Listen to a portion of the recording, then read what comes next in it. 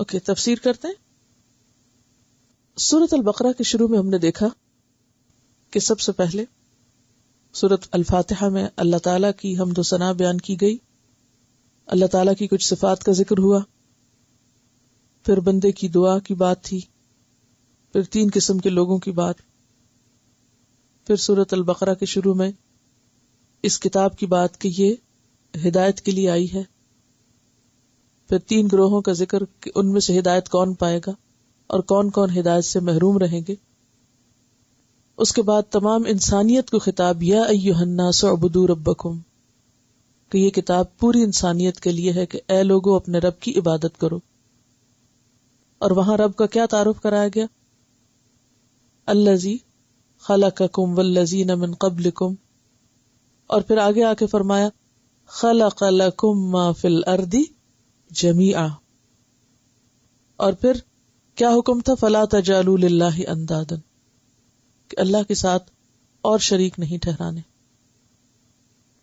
اس کے بعد 3 واقعات، حضرت آدم کا واقعہ، حضرت ابراہیم علیہ السلام کا واقعہ، اور بیچ میں ایک امت بنی اسرائیل کا واقعہ.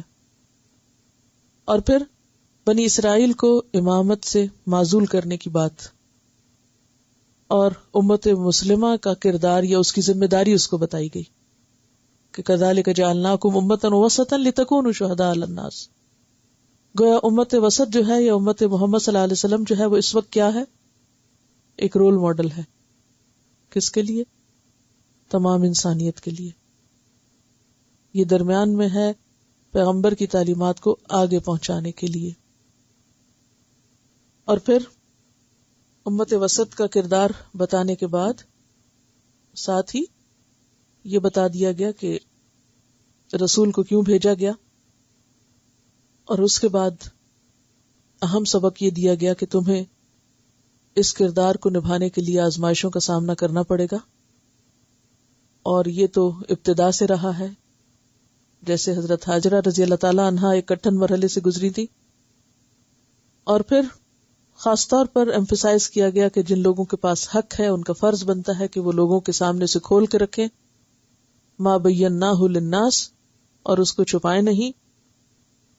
اور یہاں سے یعنی آج جہاں سے ہمارا لیسن شروع ہو رہا ہے، آیت نمبر 163 سے ایک نیا مضمون شروع ہو رہا ہے، نیا باب یا نیا چیپٹر شروع ہو رہا ہے، جو اگرچہ پچھلے کے ساتھ ریلیٹڈ ہے، لیکن بنیادی طور پر یہاں سبق کیا دیا جا رہا ہے یا یہاں سے اب کیا بات شروع ہوگی؟ یہاں سے بات شروع ہوگی اس امت کی تربیت کی یا ان احکامات کی کہ اس امت کو جن پر عمل کرنا ہے اور پھر انہیں دوسروں تک بھی لے جانا ہے. یعنی ان بنیادوں کا ذکر کیا جا رہا ہے یا ان کاموں کا ذکر کیا جا رہا ہے جو اس نئی امت کو جسے منصب امامت پر فائز کیا گیا ہے، انہیں ان چیزوں کو اپنے اندر پیدا کرنا ہے، اپنی زندگی میں لانا ہے. یعنی پچھلی امت تو معزول ہوئی، نئی امت آئی، اب نئی امت کی تربیت، اس تربیت کے لیے رسول بھیجا گیا نا، پیچھے ذکر گزر چکا، اور اس کا فریضہ بتا دیا گیا کہ ما بیناہ للناس، اسے لوگوں تک لے کے جانا ہے. اب لوگوں تک لے جانے کے لیے انہیں خود بھی کچھ کرنا ہے. اس لیے آپ دیکھیں گے کہ اگلی آیات میں یا ایھا الذین آمنوا کہہ کے بہت سے احکام آئیں گے اور نیکی کی بہت سی اقسام کا ذکر آئے گا. اب یہ حکم خاص طور پر کس کے لیے ہے؟ اس نئی امت کے لیے جو ایک رول ماڈل ہے دوسروں کے لیے. اور ان سارے احکامات سے پہلے پھر توحید کے سبق کو تازہ کیا جا رہا ہے. یہ ہے لنک. یہاں کیا لنک بنتا ہے اس نئے باب کا پچھلے سے؟ اب نئی امت کو کیا کرنا ہے؟ منصب امامت کو ادا کرنے کے لیے کن کن چیزوں پر عمل کرنا ہے؟ سب سے پہلے توحید، پہلا سبق. اور توحید کے بعد پھر آپ دیکھیں گے روزے کا بھی ذکر آئے گا، حج کا بھی ذکر آئے گا، جہاد کا بھی ذکر آئے گا، اقسام بر، نیکی کی بہت سی قسموں کا ذکر آئے گا، اور یہ مضمون کئی آیات تک چلتا رہے گا. کہ امت مسلمہ سے اب ان احکامات پر عمل کرنے کے تقاضے، یعنی تقاضے کیا ہیں اس امت سے، کیا ایکسپیکٹ کیا جا رہا ہے، انہیں کیا کیا کرنا ہے، اب ان احکامات کی تعلیم دی جائے گی. ٹھیک ہے. ایمان کی مضبوطی اور درستگی ضروری ہے، توحید ضروری ہے، اس لیے پہلی آیت ہے وَإِلَٰهُكُمْ إِلَٰهٌ وَاحِدٌ. پہلا سبق جو یاد رکھنے کا ہے وہ یہ ہے کہ تمہارا الہ ایک ہے، یعنی انسان کا الہ ایک ہی ہے، اور وہ ایک ہی اس قابل ہے کہ انسان اس کو پوجے. کیوں؟ اس لیے کہ اسی نے ہمیں سب کچھ دیا، اسی نے ہمیں پیدا کیا، اور وہی مہربان اور رحیم ہے. لا الہ الا ہوا الرحمن الرحیم. یہ اسی کی رحمت ہے کہ ہم اس زمین پر موجود ہیں، اور پھر چونکہ پلٹنا بھی اسی کی طرف ہے، اس لیے انسان کے لیے لازم ہے کہ وہ اپنا سب کچھ اسی کے نام کر دے. اپنے اعلیٰ ترین جذبات، عقیدت، اطاعت، فرما برداری، سجدہ، صدقہ، نماز، ہر چیز اسی کے لیے، اسی کو معبود سمجھے، اسی کے آگے جھکے، اور صرف اس کے آگے. وَإِلَٰهُكُمْ إِلَٰهٌ وَاحِدٌ لَا إِلَٰهَ إِلَّا هُوَ الرَّحْمَٰنُ الرَّحِيمُ. اب اس کے لیے دلائل دیے جا رہے ہیں کہ کون ہے تمہارا الہ جس نے یہ سب کچھ تمہارے لیے پیدا کیا، جیسے کہ پیچھے گزر چکا ہے. خلق لکم ما فی الارض جمیعا، اور اس کی اب کچھ تفصیل. ان فی خلق السماوات والارض، بے شک آسمانوں کی تخلیق میں، والارض اور زمین کی، یعنی لوگوں آسمان اور زمین کی تخلیق میں غور کرو. یہ ہمارے سامنے پھیلی ہوئی جو کائنات ہے، یہ اللہ تعالیٰ کا تعارف ہے، الہ کا تعارف ہے. کون ہے الہ؟ جس نے یہ سب کچھ بنایا. اس کی ہلکی سی جھلکی پیچھے بھی آپ دیکھ چکے ہیں. الذی جعل لکم الارض فراشا والسماء بناء.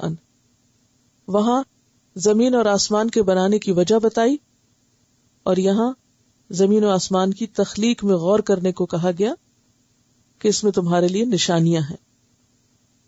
سورۃ قاف میں آتا ہے آسمان کے بارے میں، افلم ينظروا الى السماء، ان لوگوں نے کبھی آسمان کی طرف نہیں دیکھا، فوقہم، جو ان کے اوپر ہے، کیف بنیناہا، کس طرح ہم نے اس کو بنایا، وزیناہا، کس طرح اس کو زینت بخشی. دن میں بھی آپ دیکھیں آسمان کے رنگ، شام کو جب سورج غروب ہوتا ہے اس وقت دیکھیں آپ کہ اس کے مختلف رنگ جو ہیں کس طرح آپ کو اٹریکٹ کرتے ہیں، اور کیسی وہ زینت ہے آسمان کے لیے.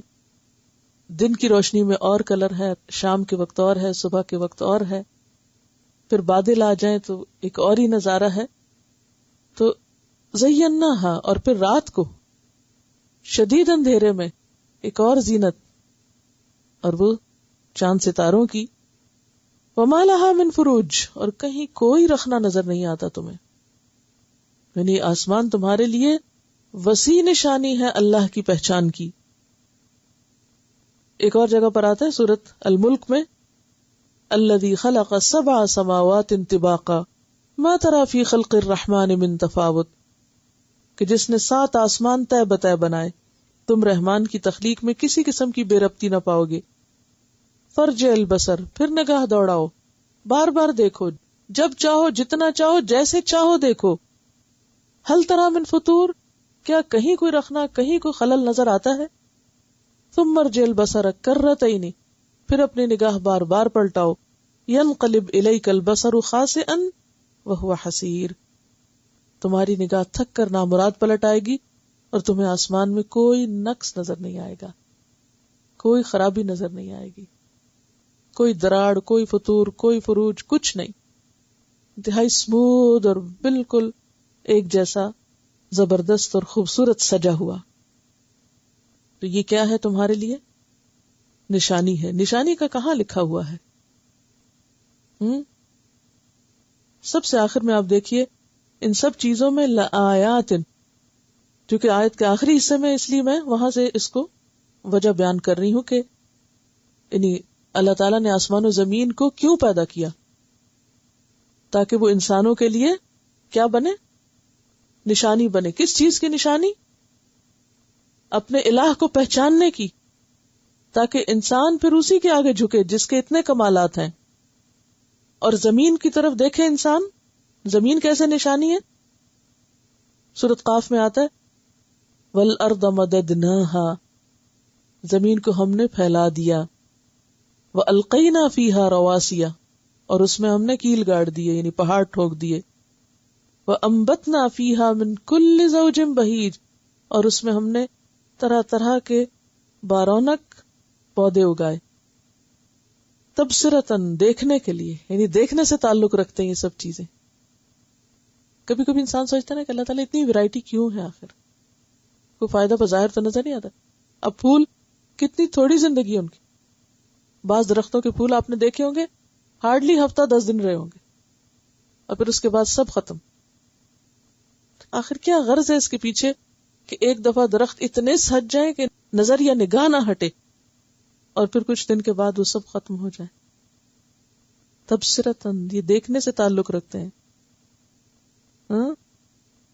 شاید آپ کے ذہن میں بھی یہ بات آتی ہو، آپ واک کو نکلتے ہیں، مختلف طرح کے درخت دیکھتے ہیں، اتنے خوبصورت پھول، خوشبو، رنگ، نظارہ کہ انسان دیکھتا ہی رہ جائے، پھر کچھ دن کے بعد ختم. انسان سوچتا ہے ان کی زندگی کا کیا مقصد تھا، کیا مقصد تھا؟ یہ تھوڑے دن کی باہر دکھا کے کہاں چلے گئے؟ پھول آپ دیکھیں، تبصرتاً، دیکھو، یہ یاد دہانی کرا رہے ہیں اپنے بنانے والے کی.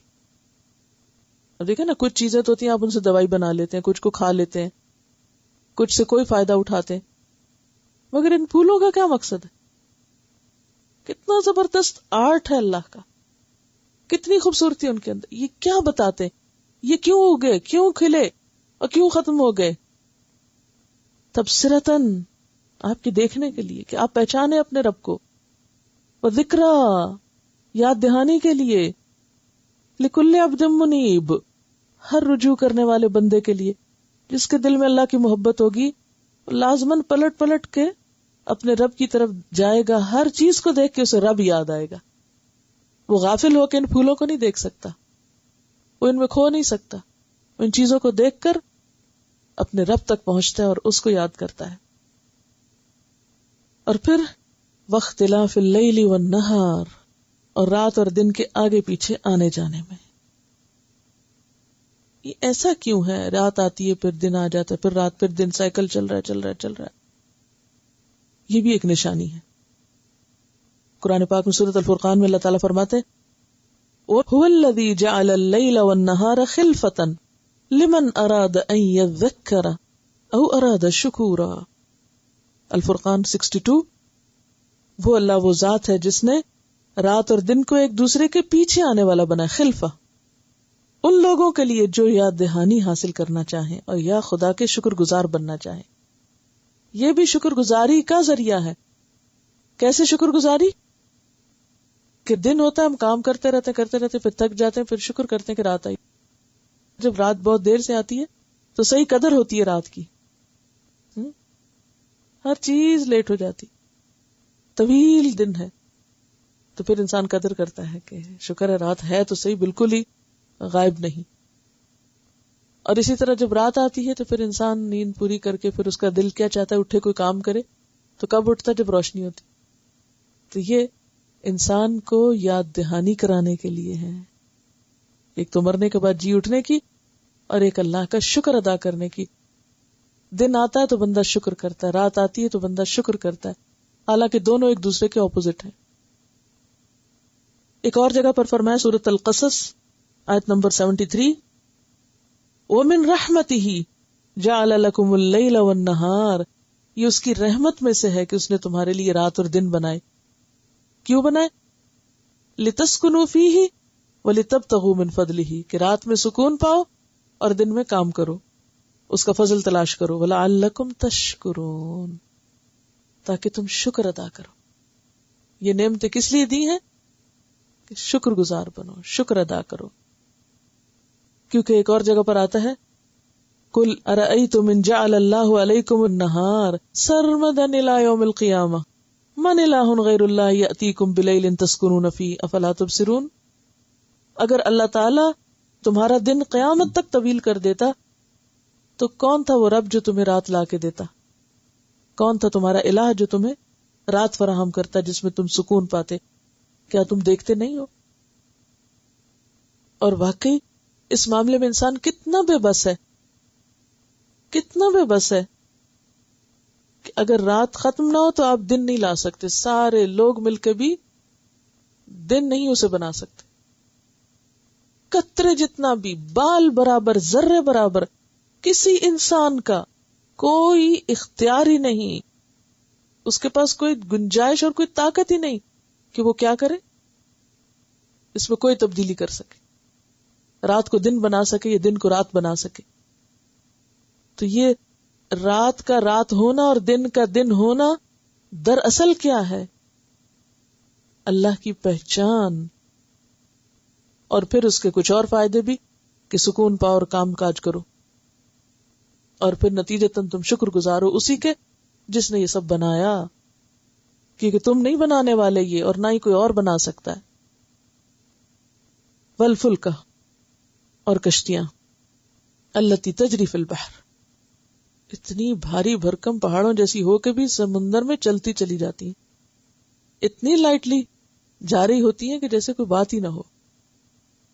بما ينفع الناس، اور دیکھو ان کشتیوں میں کیسے کیسے فائدے ہیں تمہارے لیے، کتنا کچھ سامان اٹھا کے وہ ایک جگہ سے دوسری جگہ جاتے.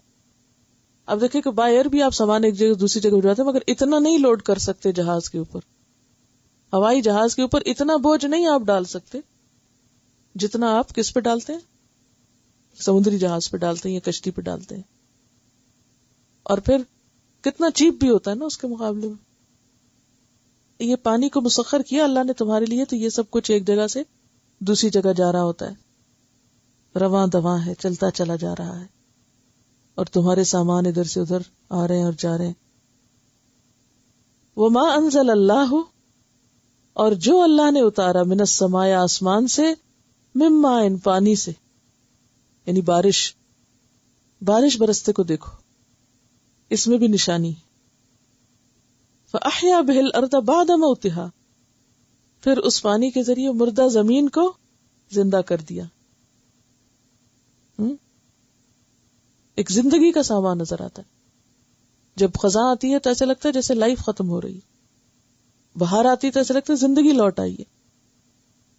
اور نہ صرف یہ کہ درختوں کی زندگی لوٹتی ہے، پرندے وغیرہ بھی سب غائب ہو جاتے ہیں نا جب خزاں آتی ہے، ان کے ٹھکانے ہی نہیں رہتے، گھونسلے ہی نہیں رہتے، چلے جاتے ہیں، وہ بھی مائگریٹ کر جاتے ہیں. پھر جب پتے اگتے ہیں تو پھر پرندے بھی واپس آ جاتے ہیں، ان کی بھی چونچوں شروع ہو جاتی ہے اور ایک لائف محسوس ہوتی ہے.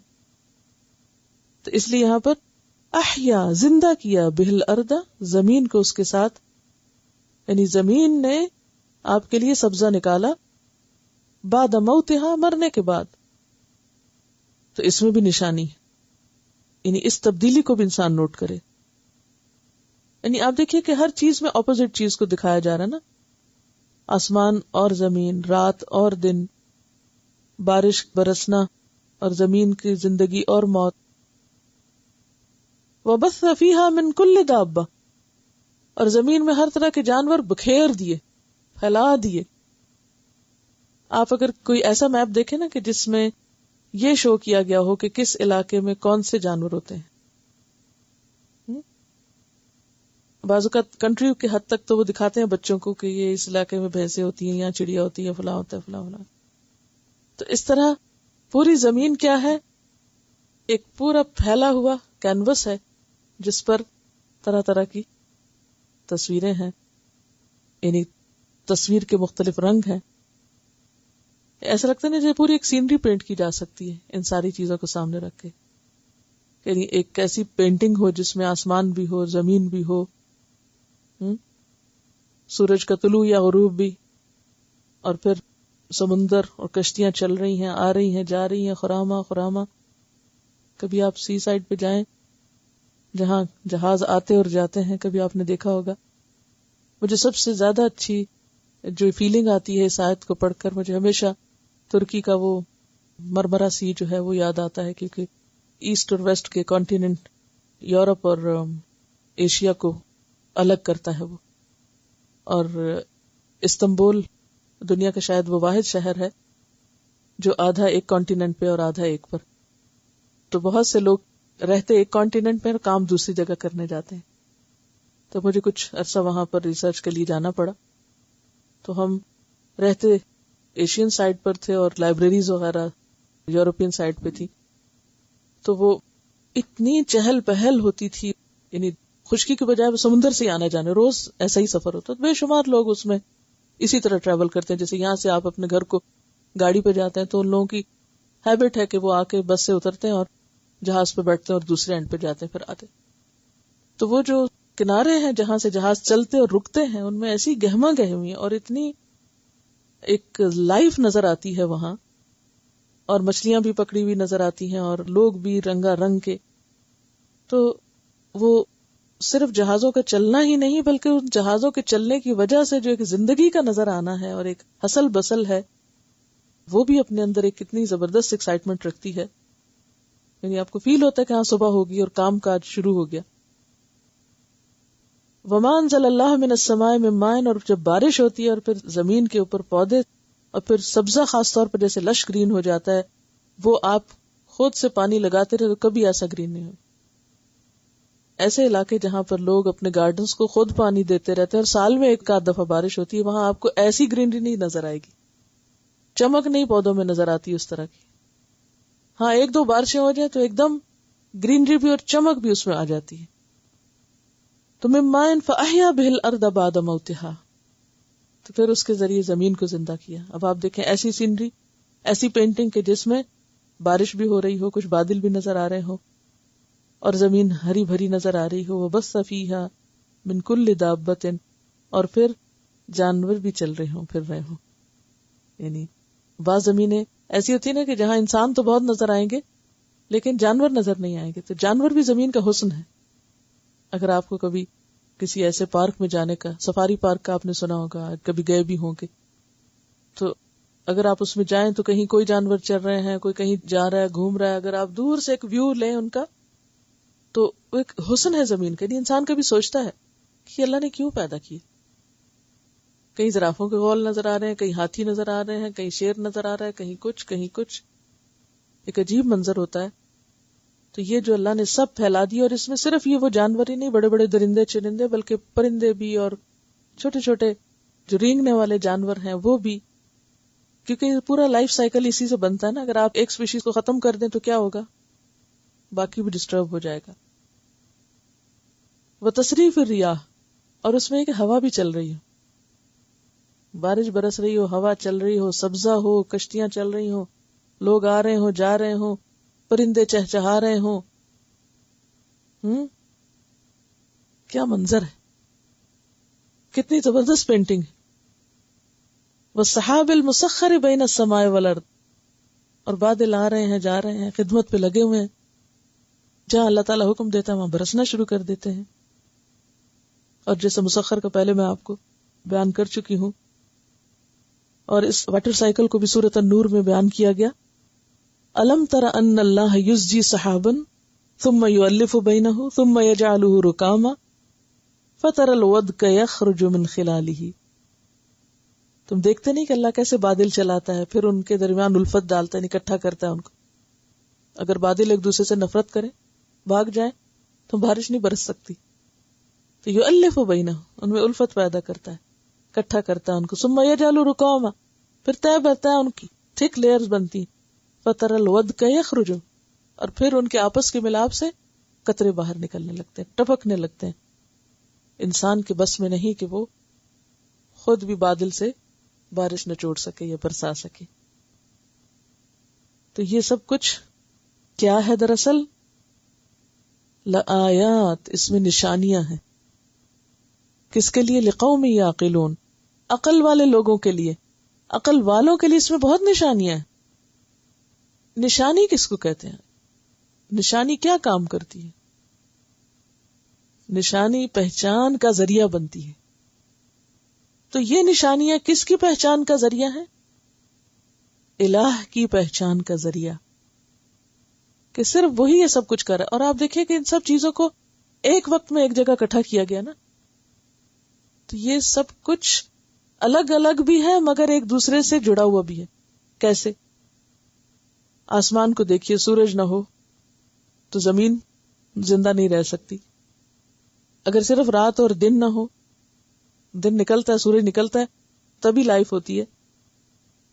پھر آپ دیکھیں کہ پانی نہ ہو تو پودے نہ اگیں. پھر اسی طرح جانور نہ ہو تو لائف نہ ہو. پھر اس سے ہوائیں نہ ہو تو بادل نہ آئے، بادل نہ آئے تو بارش نہ برسے. یعنی یہ ساری چیزیں الگ الگ بھی ہیں مگر ایک دوسرے کے ساتھ انٹر کنیکٹڈ ہیں، جو ایک اللہ کی طرف لے جاتی ہیں. ایک ہی رب ہے جو ان سب کا مالک ہے. اگر ہوا کا الہ کوئی اور ہوتا اور بارش کا کوئی اور ہوتا اور کسی اور چیز کا اور ہوتا اور وہ آپس میں ٹکراتے رہتے تو یہ سب کچھ ختم ہو کے رہ جاتا. یعنی سائملٹینیس ایک موومنٹ ہے اور ان سب چیزوں کا ایک لائف سائیکل ہے جو ایک دوسرے کو سپورٹ کر رہا ہے، اور اس کے پیچھے ایک ہی ہاتھ ہے اور وہ اللہ کا ہے اور وہی الہ ہے اور اسی کی عبادت ہونی چاہیے. ایک آیت میں آپ دیکھیے کتنی آیات جمع ہیں، لیکن ظالم لوگوں کو دیکھیے، اتنی نشانیاں دیکھ کر بھی کیا کرتے ہیں؟ دوسروں کو الہ بنائے ہوئے. جس نے سب کچھ دیا اس کو بھولے ہوئے اور اوروں کے آگے سر جھکا رہے ہیں اور اوروں کی محبت میں گرفتار ہیں.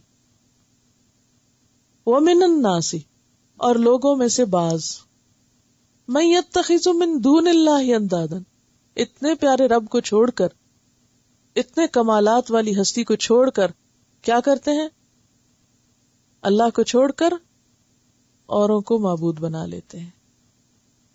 من دون اللہ اندادا، اور کیسے؟ یحبونہم کحب اللہ، ان سے ایسی محبت کرتے ہیں جیسی محبت اللہ سے کرنی چاہیے. والذین آمنوا، اور وہ لوگ جو ایمان والے ہیں، اشد حبا للہ، اللہ کی محبت میں سب سے زیادہ شدید ہے. تو ایمان کیا ہے؟ اللہ کی حب شدید. اب آپ دیکھیے کہ جیسے کہ میں نے بتایا کہ محبت کی وجوہات اور بنیادیں کیا ہوتی ہیں. محبت کب کوئی کرتا ہے؟ کبھی کسی کی خوبی دیکھ کے، کبھی کہیں سے فائدہ پا کے، کبھی لذت کی خاطر. تو اب آپ دیکھیے کہ اللہ تعالیٰ نے جو بھی چیزیں ہمارے لیے پیدا کی ہیں، ان میں خوبصورتی بھی ہے، ان میں لذت بھی ہے، نگاہوں کے لیے ایک حسن ہے، اور ان میں ہمارے لیے بے شمار فائدے بھی ہیں. تو ساری چیزیں ایک جگہ پر اکٹھی. تو ہونا تو یہ چاہیے تھا کہ پھر ساری محبت بھی ہماری اللہ کے لیے ہوتی یا شدید تر محبت اس کے لیے ہوتی، لیکن لوگ اس کو بھول کر اوروں میں اٹک جاتے ہیں. بات یہ ہے کہ محبت انسان کی ضرورت ہے اور انسان کی فطرت میں ہے کہ وہ محبت کرتا ہے. جیسے ہمارے جسم کی کچھ ضروریات ہیں، مثلا کھانا پینا جسم کی ضرورت ہے نا، قرآن پڑھنا روح کی ضرورت ہے، علم حاصل کرنا عقل کی ضرورت ہے. عقل کی چمک نہیں ہو سکتی جب تک آپ علم حاصل نہ کریں. اور محبت انسان کی جذباتی ضرورت ہے، یعنی ہر انسان کے اندر محبت کا جذبہ ہے. یعنی جیسے انسان کی باقی ضروریات ہیں، ایسے ہی انسان کے لیے ایک ضرورت محبت بھی ہے، یعنی ایک فطری جذبہ ہے. تو جائز حد میں رہ کر انسان کسی بھی چیز سے محبت کر سکتا ہے. کچھ لوگ انسانوں سے کرتے ہیں، کچھ لوگ پیٹس سے کرتے ہیں، کچھ لوگ مال و دولت سے کرتے ہیں، کوئی کسی سے، کوئی کسی سے. یعنی ہر ایک کی چوائس مختلف ہو سکتی ہے. تو محبت جائز حد میں رہ کے کسی بھی چیز سے آپ کر سکتے ہیں. یہ نہیں کہا کہ مال کی محبت نکال دو، یا یہ نہیں کہا کہ بیوی بچوں کی محبت نکال دو، یا دوستوں کی محبت ختم کر دو. یہ نہیں کہا گیا. جائز حد کے اندر لمٹس میں رہ کر آپ محبت کر سکتے ہیں. ہاں، جو شدید محبت ہے وہ صرف اللہ سے ہونی چاہیے، اور سب سے بڑھ کر جو محبت ہے وہ صرف اللہ سے ہونی چاہیے. یہ صرف اللہ کا حق ہے. کیا کہ انسان اپنے قیمتی ترین جذبات صرف اس کو دے جس نے ہمیں سب کچھ دیا ہے. لیکن کچھ لوگ اس معاملے میں افراط و تفریط کا شکار ہو جاتے ہیں، بھٹک جاتے ہیں. جیسی محبت اللہ سے ہونی چاہیے ویسی محبت وہ غیر اللہ سے کرتے ہیں. غیر اللہ کیا ہوتا ہے؟ اللہ کے علاوہ باقی سب. اللہ کے علاوہ باقی سب غیر اللہ ہیں. کچھ لوگوں کو اپنے ہی ہاتھ کے بنائے ہوئے بتوں سے بڑی محبت ہوتی ہے، کچھ کو شخصیتوں سے بڑی محبت ہوتی ہے، لیڈرز سے بڑی محبت ہوتی ہے، انسانوں سے، مذہبی شخصیتوں سے، بڑوں بزرگوں سے. کچھ لوگ اپنی قوم، برادری، اپنے خاندان سے بڑی محبت کرتے ہیں، بیوی بچوں سے بڑی محبت کرتے ہیں. کچھ لوگ کچھ انسانوں کی محبت میں گرفتار ہو جاتے ہیں. تو یہ سب غیر اللہ کی محبت ہے. اب ہوتا کیا ہے کہ انسان جس سے محبت کرتا ہے نا، وہ چیز اس کے دماغ اور دل پہ حاوی ہو جاتی ہے، یا نہیں؟ وہ اسی کی یاد میں جیتا ہے، وہ اٹھتے بیٹھتے اسی کو یاد کرتا رہتا ہے، وہ اسی کی یاد میں سوتا ہے، اسی کی یاد میں اٹھتا ہے، وہ چلتا پھرتا ہے مگر یاد وہ اسی کو ہی کر رہا ہوتا ہے. ٹھیک ہے؟ وہ جہاں بیٹھتا ہے اسی کا تذکرہ شروع کر دیتا ہے. وہ بھوکا ہو پیاسا ہو سب سے پہلے وہ اسی کی طرف توجہ کرتا ہے. جیسے ماں کو اگر بچے سے محبت ہے تو وہ انہیں سو بھی رہی ہوگی تو خواب میں بھی دیکھے گا بچہ رو رہا ہے. انہیں اس کی صرف عام زندگی نہیں، اس کی خوابوں میں بھی وہ چیز شامل ہو جاتی ہے. پھر خواب میں اکثر وہی چیز انسان دیکھتا ہے جو اس کے دل دماغ پہ حاوی ہوتی ہے، پھر وہ خواب میں بھی نظر آنے لگتی ہے، اور باقی سب سے اس کا تعلق سیکنڈری ہو جاتا ہے. سمجھ رہے؟ یعنی شدید محبت کی علامتیں کیا ہیں جو ابھی میں نے بتائیں، اور باقی سب سے اس کا تعلق سیکنڈری. باقی سب نمبر 2 ہوتے ہیں اس کے لیے. یعنی ہر انسان کی زندگی میں کوئی نمبر 1 ہے اور باقی سب غیر اس کے نمبر 2 ہیں. یہاں شرط لگا دی گئی والذین آمنوا اشد حبا للہ. وہ لوگ جو ایمان لائے وہ اللہ کی محبت میں شدید ہوتے ہیں، یعنی اللہ کی ذات ان کی زندگی میں نمبر 1 ہوتی ہے. جیسے آپ ایک انسان سے محبت کرتے ہیں تو باقی انسانوں سے رسمی تعلق ہوتا ہے، اور جس سے آپ محبت کرتے ہیں اس سے آپ کا خاص تعلق ہوتا ہے. محبتوں کا امتحان ایک کیسٹ بھی ہے، سورۃ التوبہ کی آیات ہے جس میں خاص طور پر یہ بات آتی ہے کل ان کان آباؤکم و ابناؤکم و اخوانکم و ازواجکم و عشیرتکم و اموال اقترفتموها و تجارت تخشون کسادها و مساکن ترضونها احب الیکم من اللہ و رسولہ و جہاد فی سبیلہ فتربصوا حتی یأتی اللہ بامرہ.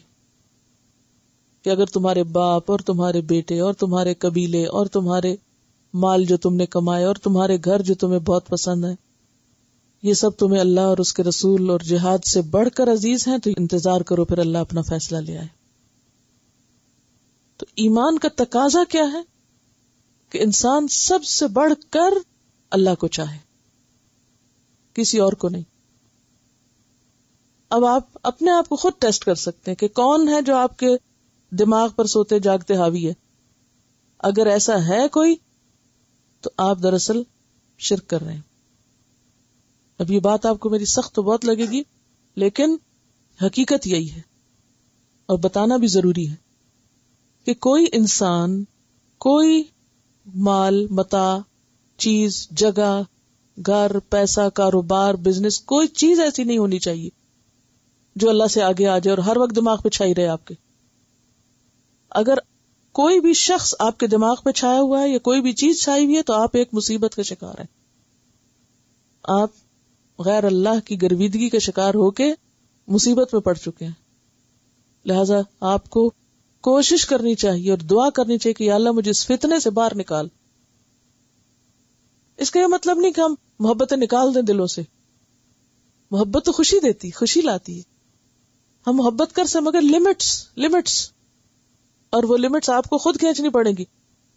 یہ سب بیکار کی باتیں. لوگ کہتے ہیں محبت اور جنگ میں ہر چیز جائز ہے. یہ کس کا قول ہے؟ کوئی اللہ تعالیٰ کا قول ہے؟ نہیں، کوئی جائز نہیں ہوتا سب کچھ.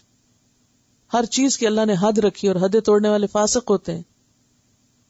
اور یہ انتہائی خطرناک رویہ ہے کہ کسی انسان کو یا کسی چیز کو انسان اپنے اوپر اتنا حاوی کر لے کہ انسان پھر کسی اور کام کا رہے ہی نہ. یہ بیماری کی علامت ہے، یہ جنون ہے، یہ ذہنی خلل ہے، اور یہ انسان کے لیے نقصان دہ ہے. یعنی آپ لمٹ کے اندر رہ کے دوسروں کو یاد بھی کر سکتے ہیں، آپ دوسروں سے اپنے جذبات کا اظہار بھی کر سکتے ہیں، سب ٹھیک ہے. یعنی محبت منع نہیں ہے. یاد رکھیے، میں نے پہلے بتایا محبت ضرورت ہے، جیسے کھانا پینا ضرورت ہے. لیکن جب محبت جنون کی شکل اختیار کر جائے، انسان کو پاگل بنا دے اور انسان پاگلوں والی حرکتیں کرنا شروع کر دے، تو یہ پاگل پن جائز نہیں ہے. لمٹس کراس کرنا جائز نہیں ہے کہ انسان جائز ناجائز کا فرق بھول جائے. اگر ایسا کرے تو اسے توبہ کرنی چاہیے اور پلٹنا چاہیے. اب دیکھیے کہ ہر وہ چیز جو انسان کو اللہ کی یاد سے غافل کر دے اور اللہ کے حکم کی تعمیل سے روک دے، اللہ کی یاد سے غافل کر دے آپ کو، یعنی آپ اس کے پیچھے اس طرح بھاگ رہے ہیں کہ آپ کو اپنی ذمہ داریاں بھی بھولی ہوئی ہیں، کام بھی بھولے ہوئے، اور اللہ کے حکم کی تعمیل سے روک دے. یعنی کسی کی ایسی محبت کہ وہ آپ کو اللہ کی اطاعت نہ کرنے دے. مثلا اب بچوں کی ایسی محبت کہ آپ نماز ہی چھوڑ دیں، کہ ہم بچوں کو کھانا کھلا رہے ہیں، ہم سلا رہے ہیں، ہم یہ کر رہے ہیں، وہ کر رہے ہیں. یا شوہر کی ایسی محبت، یا کسی بھی انسان کی محبت کہ جس سے آپ اللہ کی اطاعت سے رک جائیں اور اللہ کی یاد سے غافل ہو جائیں، اور جو اللہ نے آپ کے اوپر فرائض ڈالے ہیں آپ وہ تو ادا نہ کریں اور صرف اسی کو یاد کرتے رہیں بیٹھ کے، بیکار ہو کے رہ جائیں. اصل میں بات پتہ کیا ہے کہ انسان چونکہ کمزور ہے نا، کمزور ہے انسان، وہ کیا چاہتا ہے کہ کوئی اس کا سہارا بنے. سہارا ڈھونڈتا ہے نا ہر انسان، یا نہیں؟ اب اصل سہارا تو اللہ ہے، لیکن بندہ کس کو سہارا پکڑ لیتا ہے؟ جو اس کو سامنے نظر آئے. ہاں یہ میرے لیے سہارا بن سکتا ہے، اس کے اندر مجھے وہ کوالٹی نظر آتی ہے کہ میرا ہاتھ تھام لے. یعنی اکثر ہم جس چیز سے محبت کرتے ہیں اس سے کیا تقاضا کرتے ہیں؟ میرا ہاتھ تھام لو. تو اللہ کے سوا کسی اور پر توکل، بھروسہ اور اس کو سہارا سمجھنا، یہ کس قدر بیکار بات ہے. کون کس کا سہارا بن سکتا ہے؟ کون کس کا ہاتھ تھام کے رکھ سکتا ہے؟ وہ تو خود اپنا ہاتھ نہیں تھام سکتا، خود موت کے منہ سے نہیں نکل سکتا، وہ تو خود فانی ہے. کن کو سہارا سمجھے ہوئے ہم؟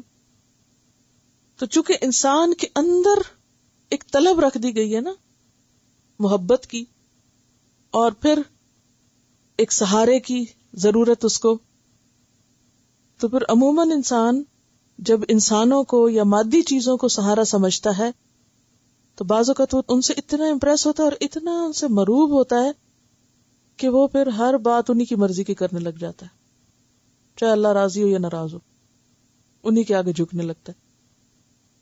اور پھر ایک مرحلہ ایسا آتا ہے کہ لوگ انہی کے آگے جا کے سجدہ کرنے لگتے ہیں. یہی وجہ کہ آپ دیکھیں کہ بعض لوگ اگر بتوں کے آگے سجدہ کرتے ہیں تو بعض لوگ انسانوں کے آگے بھی سجدے کر رہے ہوتے ہیں. شاید آپ نے یہ منظر کبھی سنا یا دیکھا ہو. یعنی بعض بزرگوں کو وہ اتنا اونچا مقام دے دیتے ہیں کہ لٹرلی جا کے ان کے آگے وہ زندہ ہوں یا وہ مردہ ہوں.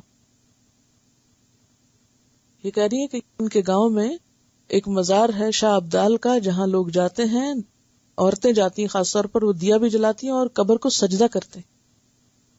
میں نے خود اپنی آنکھوں سے دیکھا. تو بے شمار ایسی جگہ ہیں، کچھ زندہ بزرگ ہیں، کچھ مرے ہوئے. اب آپ دیکھیے اس آیت کو، وَمِنَ النَّاسِ، اور لوگوں میں سے بعض ایسے، مَن يَتَّخِذُ، جو بنا لیتے ہیں، مِن دُونِ اللَّهِ، اللہ کو چھوڑ کر. اور عموماً جو لوگ اللہ کی طرف بلاتے ہیں، لوگ اللہ کو تو بھول جاتے ہیں، ان میں اٹک جاتے ہیں. یہ ایک اور مصیبت. یعنی جو لوگ اس لیے اٹھتے ہیں، یعنی جتنے بزرگان دین ہیں اور ان کی قبروں کو اس طرح مرکز بنایا وہ لوگوں نے، وہ کس لیے؟ انہوں نے تو لوگوں کو اللہ کی طرف بلایا، لوگ اللہ کو بھول گئے اور ان میں اٹک کے رہ گئے، کیونکہ اللہ تعالیٰ نظر نہیں آتا نا. نشانیاں ہماری عقل کام نہیں کرتی اور دیکھتے نہیں. لہذا جس نے اللہ کی طرف بلایا بھولے اللہ کو اور ہم اس کے اندر کھو گئے. تو اب آپ دیکھیں کہ کچھ لوگوں میں سے ایسے ہیں جو اللہ کے سوا اوروں کو شریک بنا لیتے ہیں.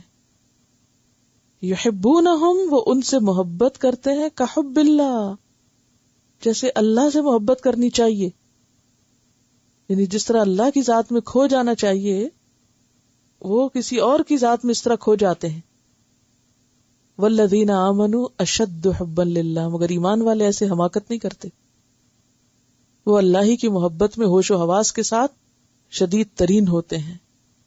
وَلَوْ يَرَى الَّذِينَ ظَلَمُوا، اور کاش ابھی دیکھ لیں وہ لوگ جنہوں نے ظلم کیا، یعنی جنہوں نے شرک کیا.